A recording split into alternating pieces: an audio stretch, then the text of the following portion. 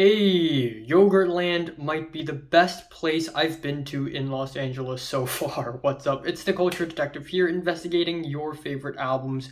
And today I'm going to be doing an album review on an album that I actually planned to review like 2, 3 days ago, but finally I'm able to review it now. And that would be the new Yamashita Tatsuro album, Softly.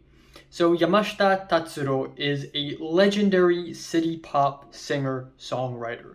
You may know him from his hit song Ride on Time. Ride on Time. Da, da, da, da, da, da, da, da, da. And half of the fans of this song probably know this song from Gargura's very famous performance in her debut stream. You know, the Hololive VTuber. If you don't know anything about VTubers, that's fine. Just so you know, probably tons of people who know Ride on Time know it because of a VTuber. But nonetheless, Ride on Time is a fantastic song. I find myself enjoying it very much as well. I love the backing horns, I love the vocals, the song is catchy as hell. It is wonderful.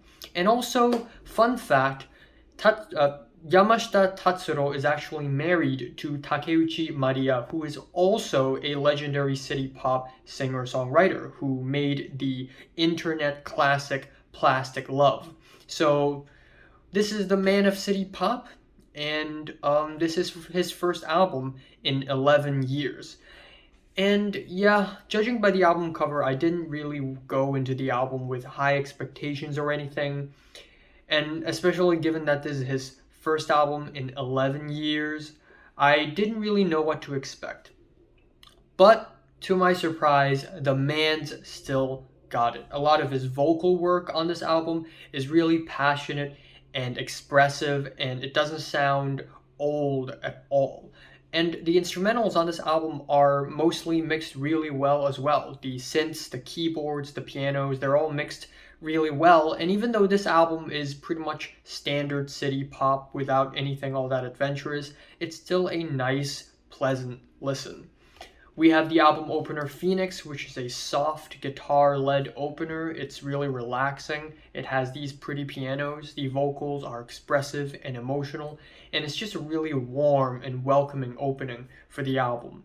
Then we have the track Love's on Fire, where I feel like on this track, Yamashita Tatsuro attempted to make something more modern sounding by combining elements of a modern J-pop song with something like an 80s city pop song. By the way, in the 80s in Japan, this type of music is not called city pop. It's just pop, but city pop is coined a little bit later. So modern pop music, old school 80s pop music, mixed together, the result is just all right. It's nothing all that great. What I can say though is that the keyboards, they sound really crisp and really sharp, and I really love that. And I think the hooks are just okay. Next up, we have the track Mirai no Temo, or Mirai's theme, and it's a pretty good track with the blissful, skippy rhythm, the jumpy pianos, and the tinkling triangle. It's a really happy song. It makes me feel good. It puts a smile on my face, and the hooks are definitely really catchy. And there are also tons of really great songs on this album as well. We have the track Cheer Up the Summer, which is a very summery and blissful and happy song. The chorus is full of energy and full of life, and it's just really good. The man still got it. I also really like the track Oppression Blues, where he takes it slow with some really psychedelic electric guitars. The chords sound really old school and vintage, and I really like that. I also like the following track Composition, where he basically takes it back to the 80s with this slow burn track. We have minimal keyboards, a sequence beat. Even though it sounds really quiet and it may not for everyone, it just feels really good because it's so vintage and it's so warm. It's like vintage but warm, you know. You feel like you're going back in a nice way, and I really like that.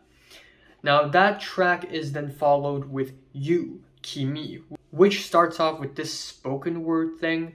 It doesn't sound really like a spoken word. It sounds more like an interview or like a voicemail from Yamashita Tatsuro, and that voicemail somehow ended up in this track. and it's just weird. It sounds like I'm listening to the radio or something. Like before the song is played, the DJ introduces the song. It has that vibe to it. But the track itself sounds like one of the most average cuts on the album.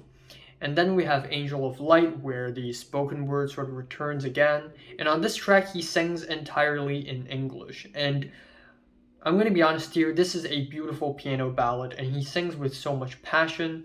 But in comparison with the rest of the album, I think this track is just okay. He also sings entirely in English on the track Shining from the Inside, with the backing ooh vocals and the finger snaps. It's very much like a 1950s, 60s bluesy romantic pop song from the US.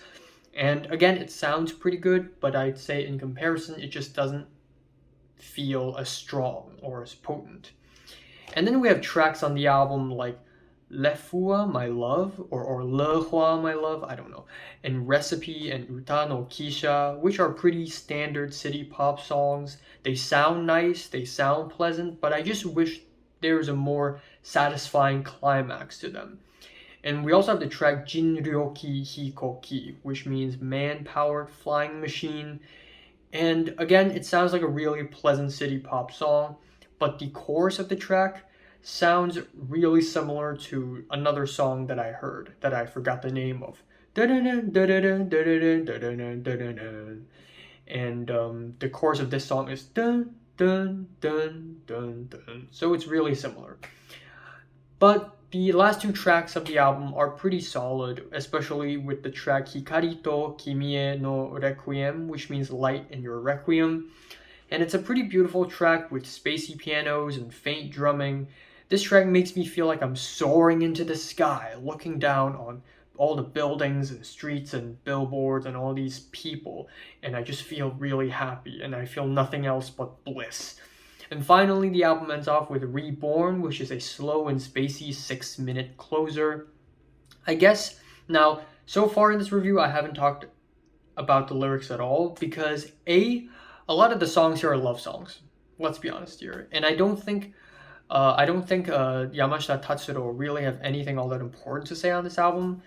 I think he just wants to make some cool romantic jams. But B, I don't speak Japanese and I don't know any Japanese, so obviously I can't, I don't understand the lyrics on the album, and also I can't find the lyrics for the album. Maybe it's out there, I don't know. This album originally is uploaded on YouTube before it's taken down, so I didn't actually have a lot of time listening to it. But maybe somebody had re-uploaded it again, I don't know. But overall, I think the album ending is just fine. Maybe it's a little too long. So yeah, overall this is a solid album, solid comeback. I think the tracks here are way better than I had expected. And Tatsuro Yamashita remains a city pop legend. So that's that. My favorite track here is, I don't know, Mirai no Temo. And my least favorite is You. I'm giving Yamashita Tatsuro softly a strong 7 out of 10. So if you listen to the latest Yamashita Tatsuro album from 1 to 10, which is rated, like, and subscribe if you want more, and thanks for watching.